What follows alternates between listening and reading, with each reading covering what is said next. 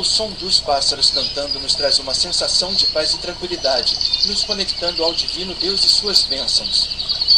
É como se suas melodias fossem uma mensagem do Criador, nos lembrando de sua presença e cuidado constante em nossas vidas. Ao ouvir o canto suave das aves, podemos encontrar conforto para a alma e clareza para a mente, renovando nossas energias físicas e espirituais. Assim como a Bíblia nos ensina, podemos enxergar a natureza e o universo como manifestações do amor e da sabedoria de Deus, permitindo que Ele se conecte conosco de maneira profunda e significativa.